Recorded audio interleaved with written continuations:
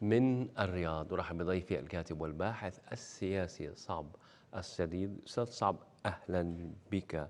يعني من الواضح من خلال حفاوة الاستقبال ومجرى التوصل إليه من اتفاقيات بأن الزيارة أكثر من مجرد اللقاء.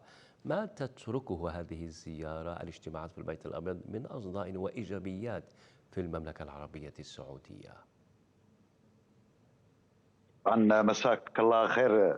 يسعد مساك. بالخير استاذنا العزيز. بس احب اسال قبل لا ابدا اللقاء، هل الصوت واضح بعد اذن حضرتك؟ الصوت واضح، صوتك واضح، تفضل. طيب استاذنا العزيز، يعني سبق وانه تحدثنا في محطتنا العزيزه انه الحدث العالمي هو مقبل على ولاده منظومه جديده. المنظومه اللي جالس نتحدث عنها هي ولاده عالم جديد بجغرافيا اقتصاديه وليست بجغرافيا سياسيه. يعني الحديث عن الموارد، الحديث على تغيير موازين القوى، الحديث لنشوء قوى صاعده وواعده يحكمها في هذه عمليه النشأ هي الجيوسياسي والجيوجغرافي والمنافذ البحريه، اضافه الى اهميه هذه القوى بعمليه رفع او خفض كفه الصراع اللي موجود ما بين صراع الفيله اللي تمثله امبراطوريات، اللي هي الامبراطوريه الصينيه، لدينا صراع بريكس، لدينا صراع شنغهاي. فاللي نشاهده الان احنا جالسين نشاهد حاله من الصراع الاقتصادي.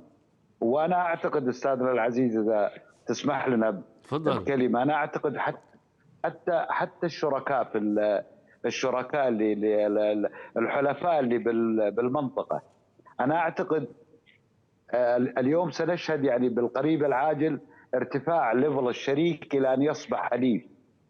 يعني الان احنا جالس نتحدث عن منظومه هي ليست بالمنظومه الكونفدراليه الدوليه، لا، نحن نتحدث عن منظومه الفيدراليه الدوليه، يعني بعمليه جمع موارد وقدرات كل هذه المناطق وصبه في بوتقه واحده، وعمليه صنع كتل اقتصاديه سياسيه مهمه. أهمية المنطقة بدأ يرتفع ليفل أهمية المنطقة في الأحداث القادمة. نحن نتحدث عن جدار القسطنطينية اللي يمتد من اليمن وصولا إلى ميناء جيهان، وهذا هو ذات الصراع اللي كان من الشرق إلى الغرب، ثم بعد ذلك انتقل من الشمال إلى الجنوب. نحن أمام صفحة جديدة بالتاريخ. نتمنى أن الله يوفق القادة والرؤساء والملوك والأمراء لما فيه صالح المنطقة.